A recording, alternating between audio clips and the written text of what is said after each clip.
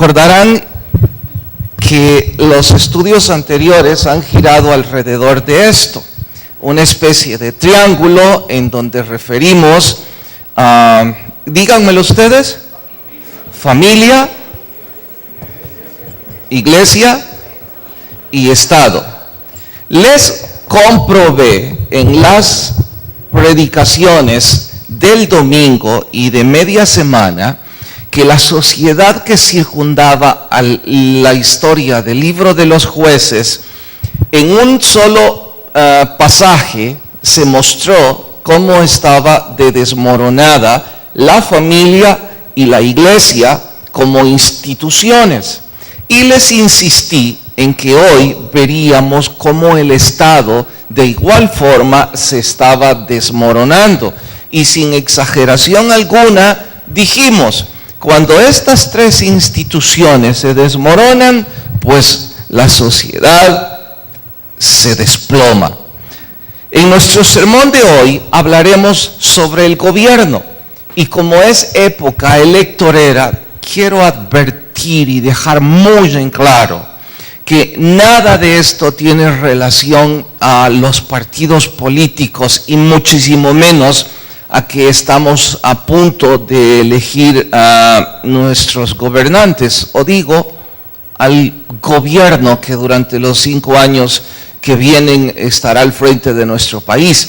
Es que hoy nos corresponde estudiar esto, sin ninguna alusión política al momento que estamos viviendo.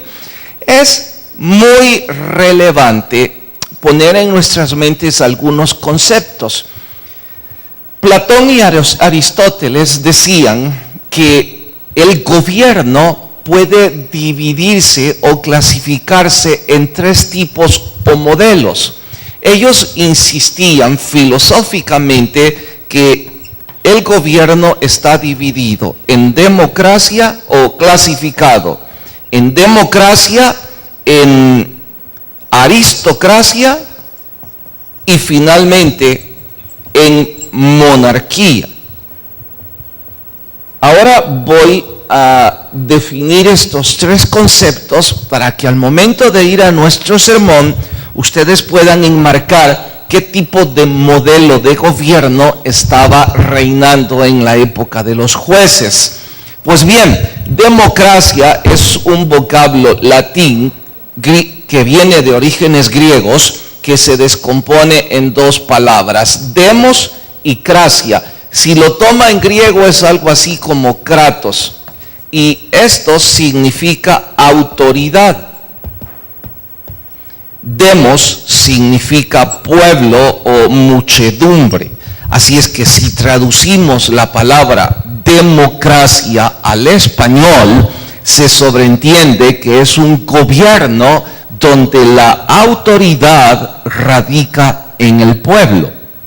Luego, estos 2 filósofos sostienen que sigue, y no por orden de jerarquía, sigue la aristocracia, que es otra palabra descompuesta en 2 vocablos. Aristos, que significa menos y mejores. Y krasia es la misma, kratos, que significa autoridad. Entonces, este tipo de modelo de gobierno enseña que unos pocos, que desde luego, según ellos, son los mejores, son los que tienen la autoridad para gobernar. A estos menos y que son mejores, la historia les llamó los aristócratas. Bueno, finalmente, otra palabra, y aunque no tiene sus orígenes en esta, sí es un estilo de gobierno. Y su etimología o raíz viene de, quitemos monarquía y pongamos únicamente monarca, porque eso hace relación a la palabra. Es monos significando uno y luego la raíz. Dice que un solo hombre tiene la autoridad para gobernar. Si esto fuera una conferencia sobre estilos de gobierno, tendríamos que profundizar y hablar de socialismo, tendríamos que hablar de comunismo y cualesquiera otros más. Pero los libros insisten en que todos esos estilos de gobierno tienen sus raíces en estos tres y que esos son derivaciones. Y de sobra sabemos que esto es un estudio de la Biblia y esto es nada más un antecedente para hacer esta pregunta. En la época de los jueces, ¿cuál de estos tres gobiernos es el que estaba reinando? En la época de Jefté, en la época de Sansón y en la época puntualmente de Micaía, que es nuestro sujeto de estudio de los últimos 2 sermones. Díganme ustedes, sugieran, ¿cuál de estos tres modelos es el estilo de gobierno que reinaba para ese entonces? Uno de ustedes a la vez. La monarquía. ¿Quién dijo monarquía? ¿Por qué, hermano Vicente? Gríteme, por favor. Porque uno era el que tenía la autoridad. ¿Quién? En nuestra historia, ¿quién es el de la autoridad?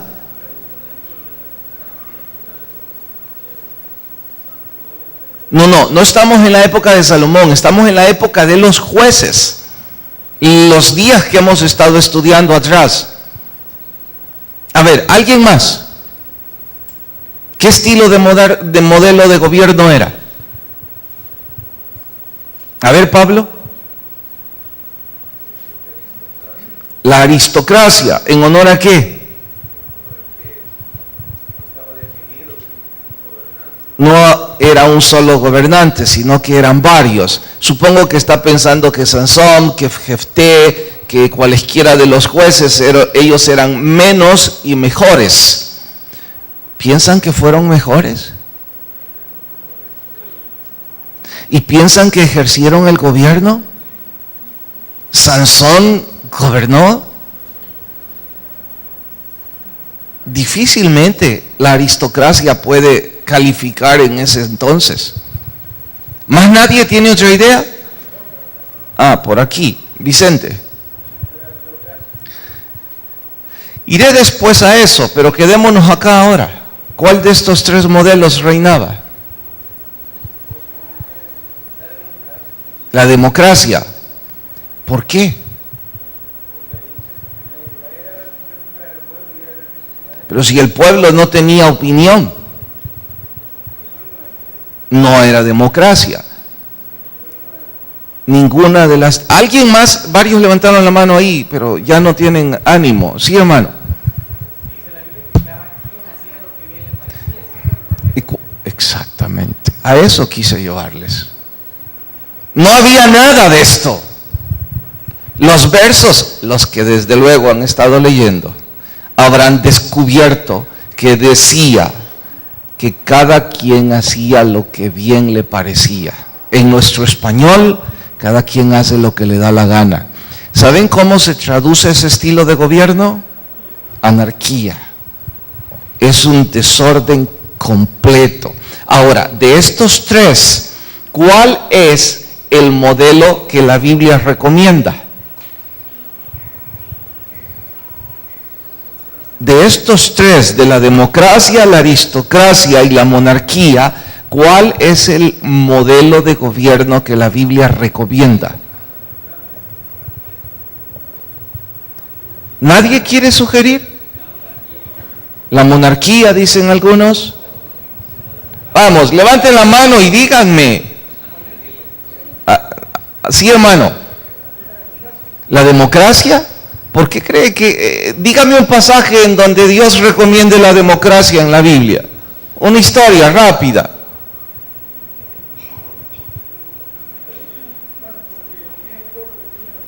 Pues sí, ¿en qué pasaje de la Biblia el pueblo tiene la autoridad? ¿Los príncipes?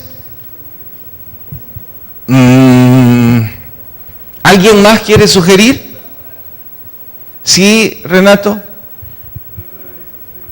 Ninguna de esas tres recomienda. Atentos a esto. La Biblia habla un modelo muy superior a estos tres, que lleva implícito cualesquiera de los tres. El modelo que la Biblia ordena es la teocracia. Igual es una palabra descompuesta en dos vocablos. Teo significa Dios y cracia significa autoridad. Significa que Dios tiene la autoridad.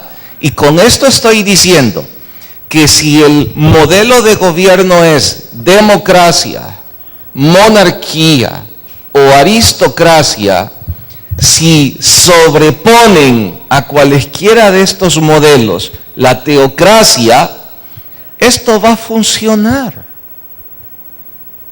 Hubo momentos de la historia bíblica en donde hubo monarquía, sin duda.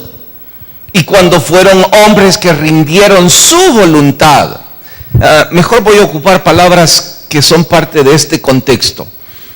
Cuando hubo reyes que se dejaron gobernar por Dios, Dios gobernó sobre el pueblo. Cuando hubo príncipes, como dijo hermano Pedro, hablemos de los patriarcas, que quizá fue una especie de democracia, porque uno de ellos reunía o unificaba las tribus. Estos tenían gobiernos autónomos y eso es una especie de democracia.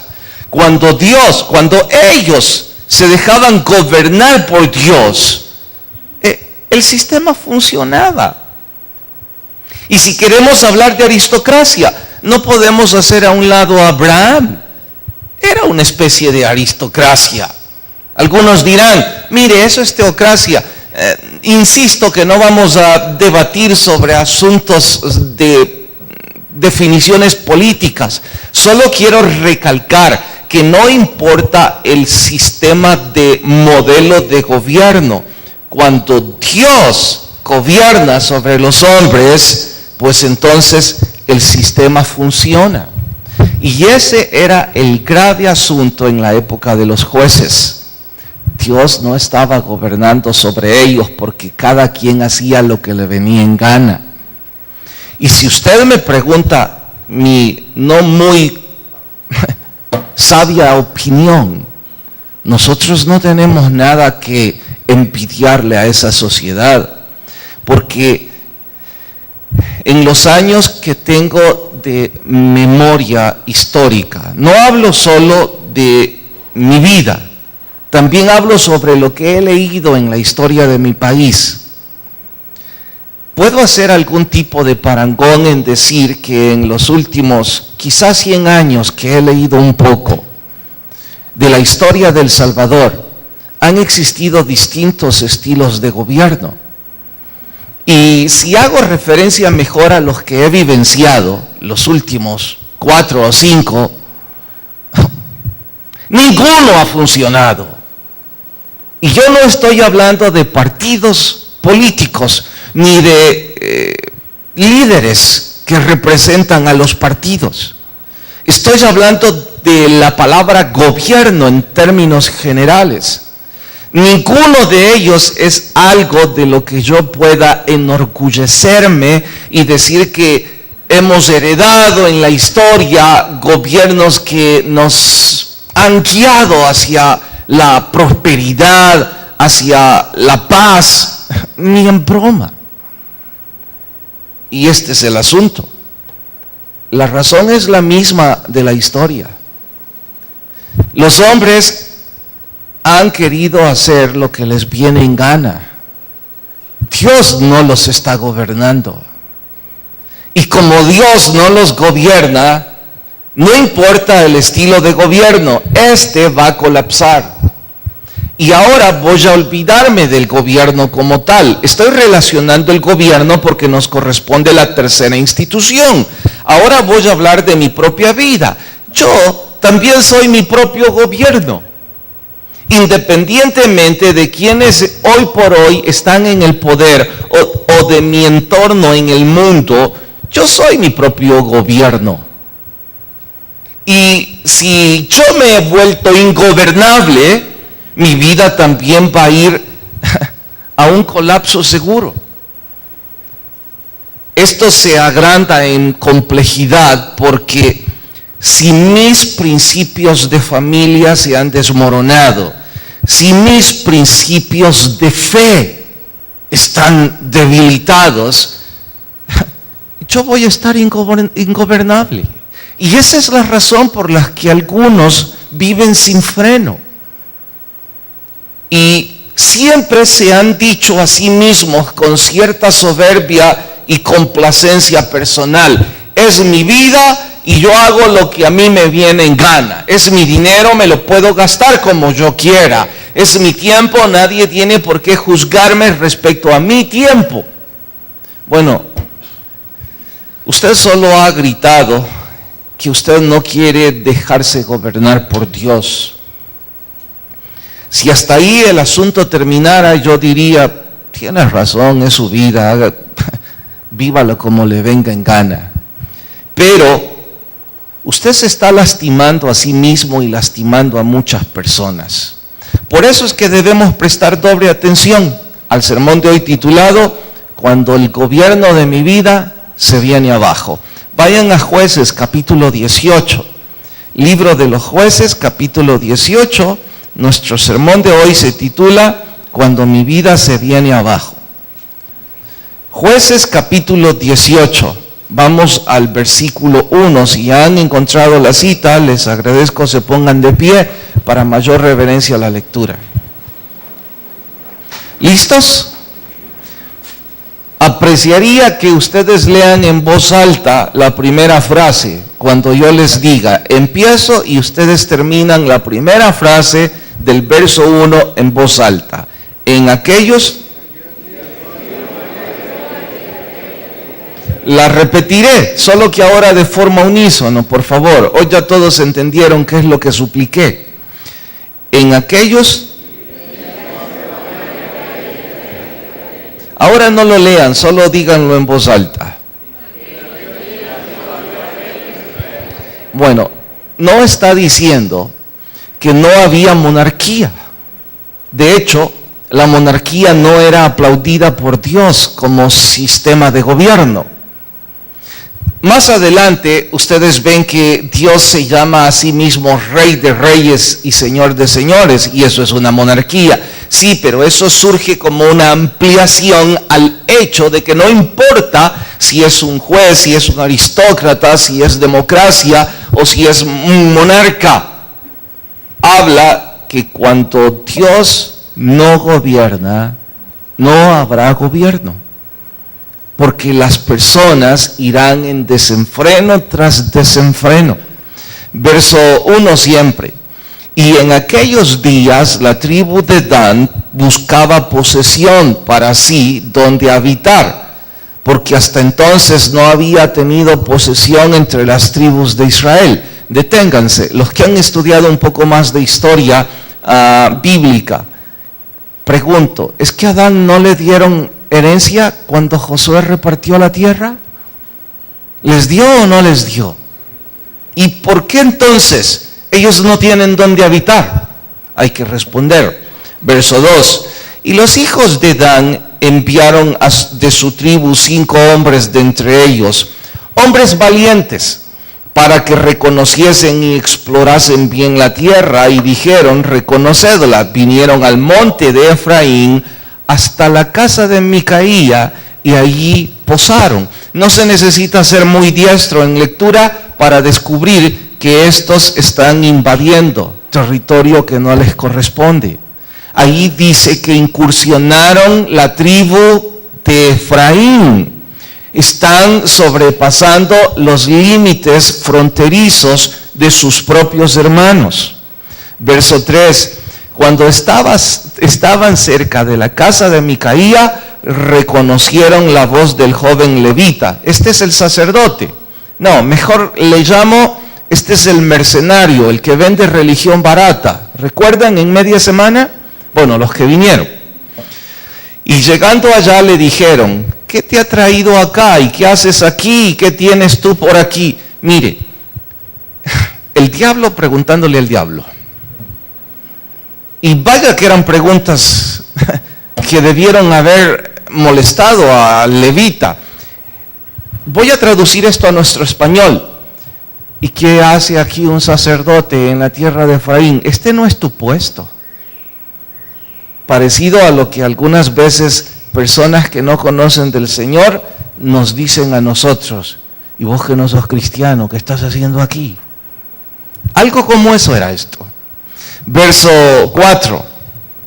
Él respondió: de esta y esta manera ha hecho conmigo Micaía.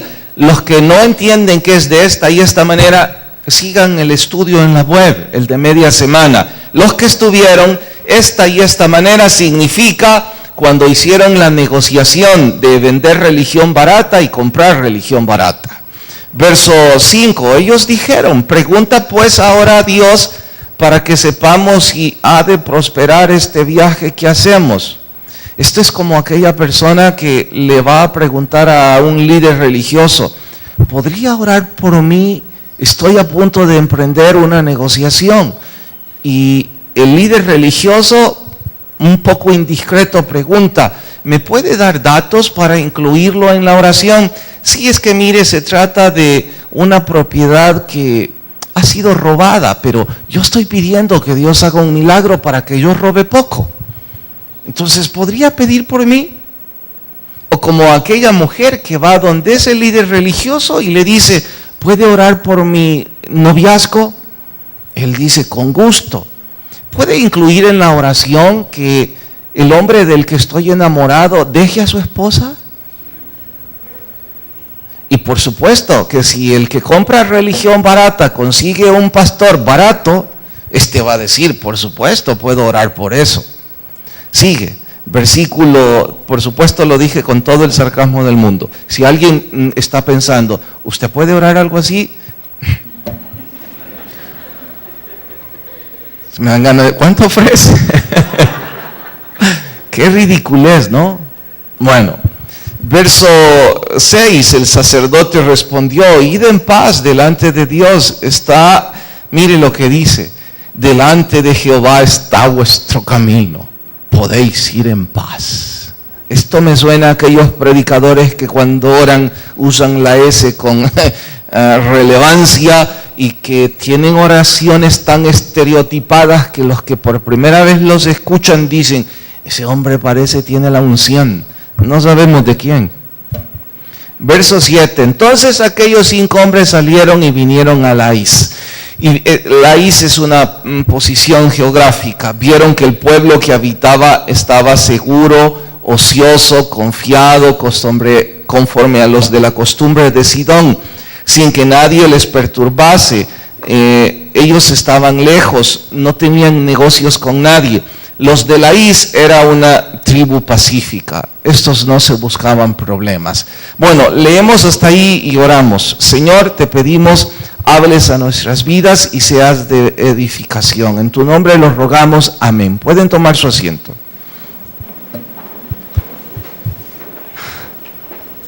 El pasaje que vamos a estudiar hoy, para aplicarlo a los estilos de gobierno, gira alrededor de la historia de la familia que descendía del 5º hijo de Jacob, llamado Dan, una de las tribus de Israel. Este era un grupo numeroso al que ya se le había asignado territorio. Por cierto, su herencia fue privilegiada en la repartición de los grupos tribales. En esa repartición estuvieron presentes un líder por cada tribu. El sacerdote Eleazar, que era el jefe de los sacerdotes, y también estuvo Josué. Es como decir, estaba el hombre que dirigía el gobierno, estaba el hombre que dirigía la religión, y estaban cada uno de los que dirigía al pueblo. Todos los modelos de gobierno estaban representados y la decisión fue en común acuerdo. Estoy diciendo, la repartición fue equitativa y ecuánime. Había justicia en todo esto.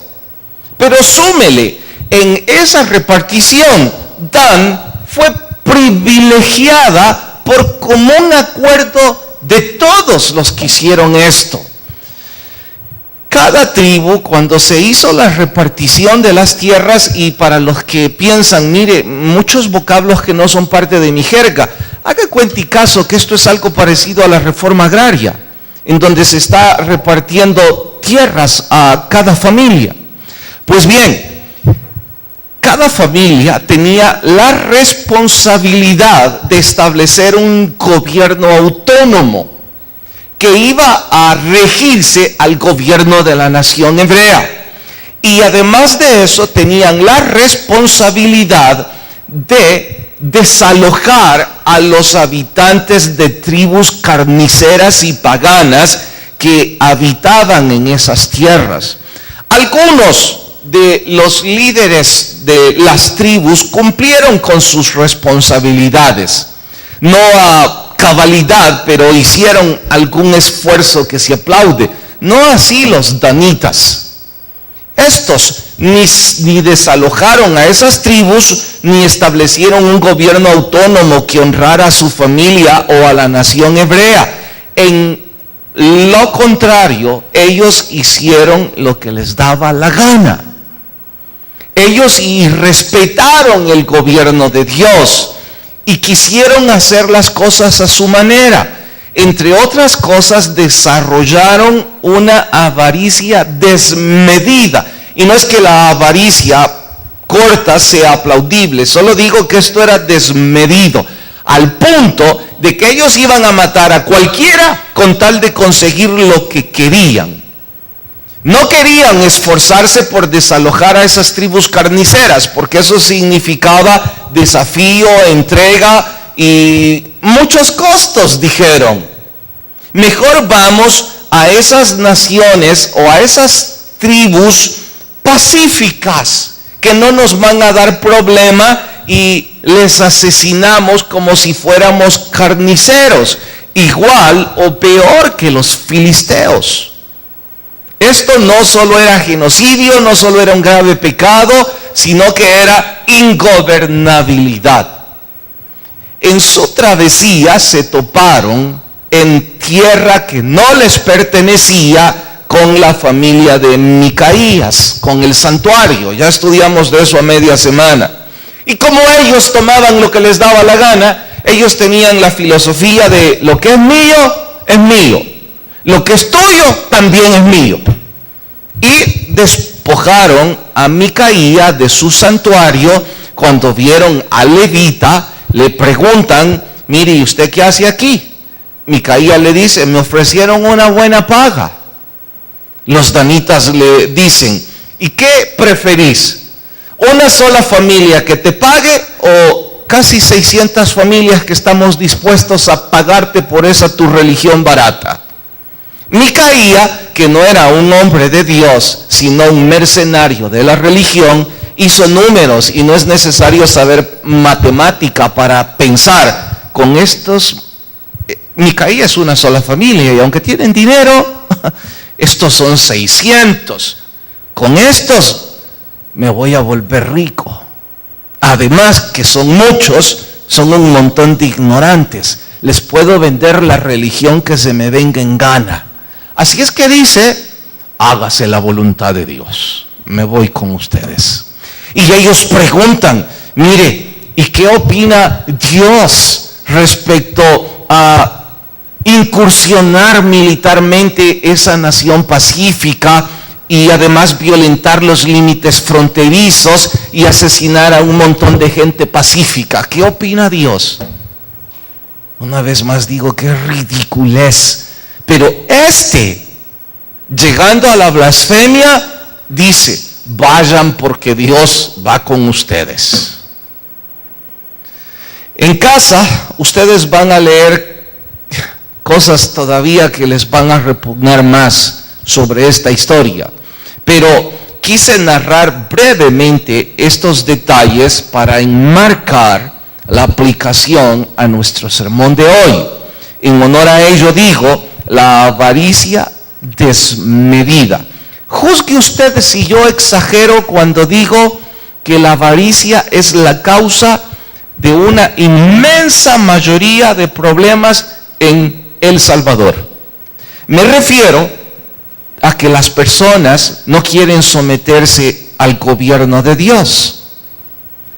Y como no están dispuestos a someterse al gobierno espiritual, no están dispuestos a someterse a ningún gobierno. Por la fuerza, de vez en cuando se van a reprimir, pero no porque haya sumisión, solo hay represión. Pero en cuanto tengan la oportunidad, harán lo que les venga en gana y casi cualquier cosa para conseguir lo que quieren. Y esa es la razón por la que los negocios ilícitos tienen tanta popularidad, porque son negocios sin gobierno. Y como no hay gobierno alguno, entonces es dinero fácil, dinero que la gente quiere para gastar en cosas que no tienen y que no necesitan, para impresionar a personas a las que realmente ni les importa lo que usted usa o deja de usar. Por ello, la venta de drogas, el juego en los casinos, la pornografía, la prostitución, la evasión de impuestos, el pago injusto a los empleados, el abuso por las clases sociales, la corrupción en los gobiernos, en la empresa privada y en las familias son temas de moda en nuestra sociedad, igual como en esa sociedad. Tomar lo que no nos pertenece bajo el gobierno establecido y establecer nuestro propio gobierno sin importar a quienes nos llevamos al paso y el daño que hacemos. La gente hoy día, incluso, y esto es lo grave, en la iglesia cristiana, en lugar de pedir humildad, pide accesorios. Son oraciones extrañas en las cuales, en lugar de pedir a Dios en oración, ayúdame a ser humilde, decimos, ayúdame a comprar un plasma más grande porque viene el mundial. En lugar de compromiso, lo que buscamos es irresponsabilidad. No, yo no quiero estar en ningún ministerio porque eso significa compromisos, eso significa someterme a ciertos lineamientos, respetar horarios. El único sitio donde algunos medios respetan horarios es en sus trabajos, porque si no los despiden o no les pagan. Si no fuese así, ¿para qué existen los relojes marcadores? Los relojes marcadores existen porque la gente quiere hacer lo que le da la gana y entrar cuando quiera. Si la gente fuese responsable, si fuese diligente, si fuese comprometida, eso no existiría. Mire, aún existiendo, siempre consiguen la forma de violentarlos. En aquel tiempo, cuando no había mucha tecnología, siempre había un amigo al cual hablarle y decirle, por favor, marca la tarjeta por mí. Después vinieron las cámaras y entonces surgió, mira, ponete de espalda y marca mi tarjeta. Luego vino lo del reloj con la huella digital. Les cuento que ya está la forma de violentarla, pero no les voy a contar porque ¿para qué contar eso? Algunos pueden tener interés y estoy diciendo lo errado de esto.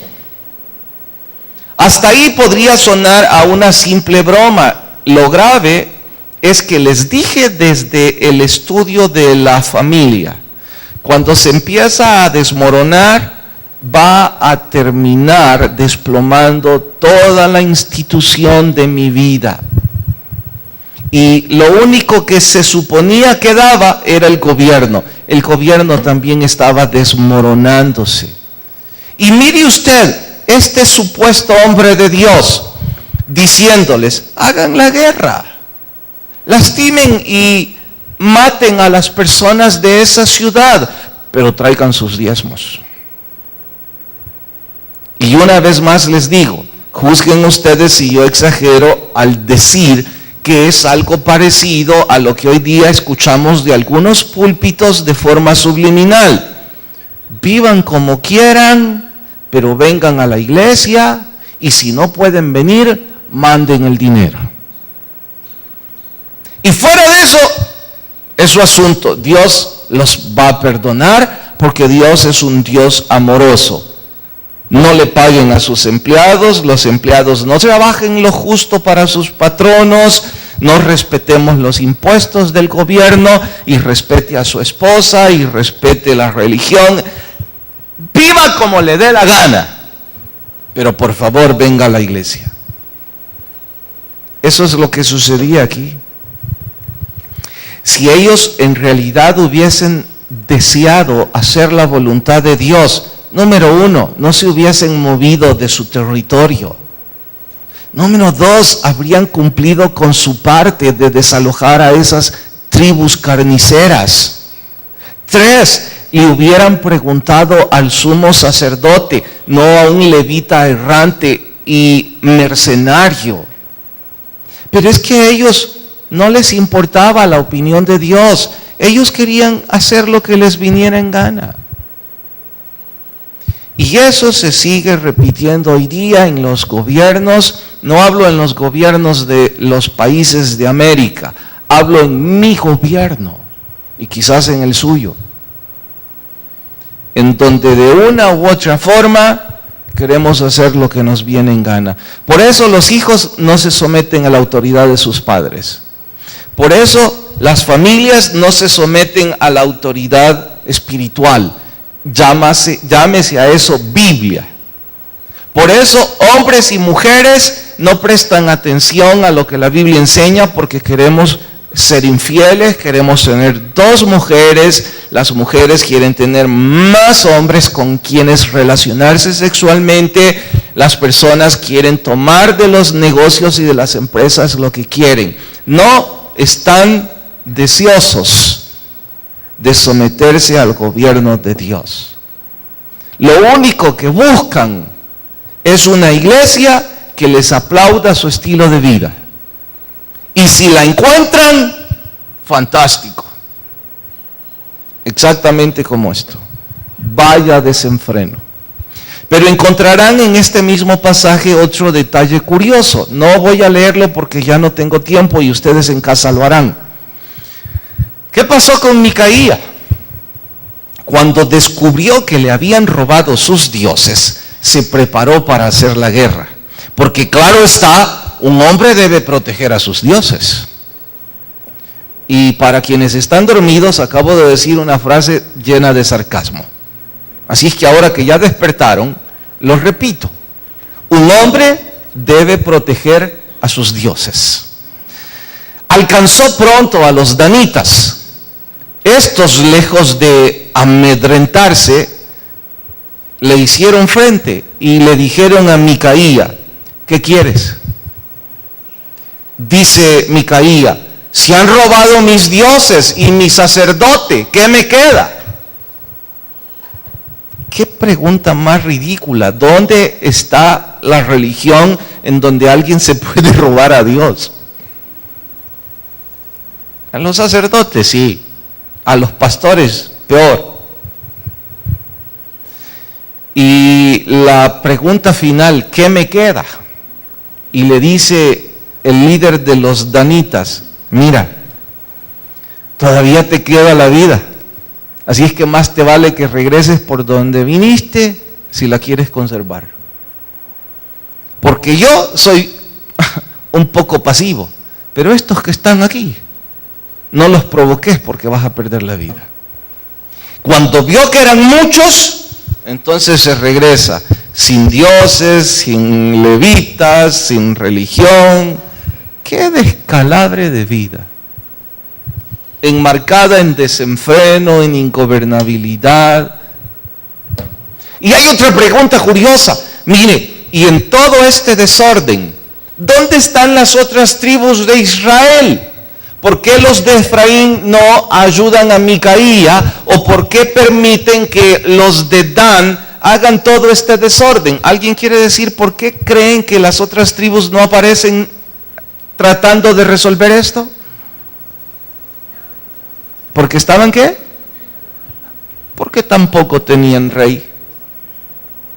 Dicho de otra forma, porque estaban en el mismo desenfreno, haciendo lo que les daba la gana. Increíble. Encontrarán los que sí vayan a leer el pasaje que tiempo después esa ciudad o esa tierra que conquistaron de forma funesta y blasfema se convirtió también en el centro de adoración diabólico. Allí en la tribu de Dan se construyó un templo para hacerle competencia a la ciudad santa. Y la profecía descalificó a la tribu de Dan. En el Apocalipsis dice que estos no tienen herencia. Ahí está la consecuencia. Relegar a Dios a un segundo plano, construir mis propios dioses, protegerlos y vivir como me dé la gana. Creo es un buen punto para decirme si es que yo estoy viviendo como Micaía o como cualesquiera de los danitas, y si alguno de ustedes también, pues atentos a esto. Me refiero a los que fabricamos nuestros propios dioses, y no hablo de estatuillas, estoy hablando aquellos que convertimos nuestros negocios en nuestro propio Dios, nuestros placeres, la religión, el romance o cualquier otro asunto. Porque no olviden que idolatría es relegar a Dios a un segundo plano.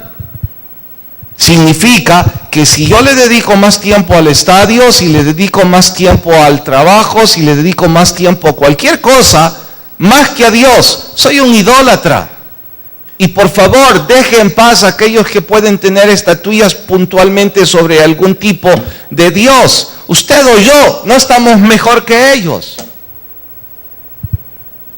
Porque Dios está en un segundo o tercer plano. Nuestro Dios es domingo en la mañana. Si en la semana me sobra tiempo, vengo.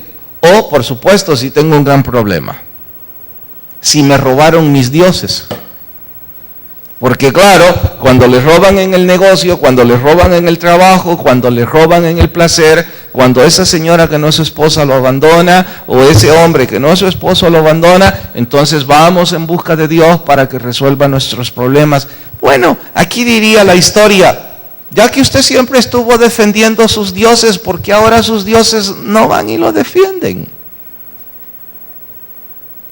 Total desenfreno.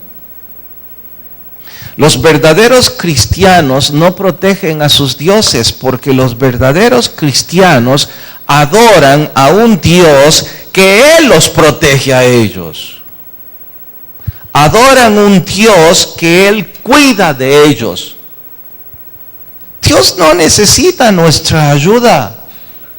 Dios no necesita imponerse para gobernarnos. Podría hacerlo, es todopoderoso, pero no es su interés.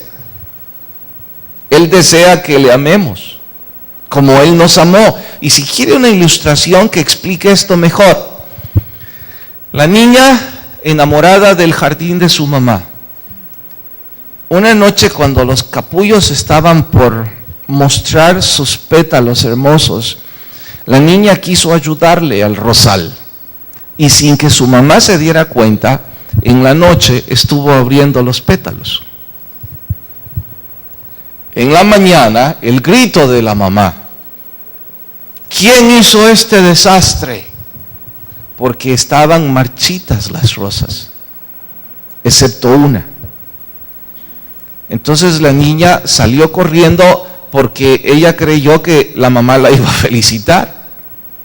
Y cuando vio marchito el jardín, la niña empezó a llorar y le dijo: mamá, yo quería ayudarle a las rosas.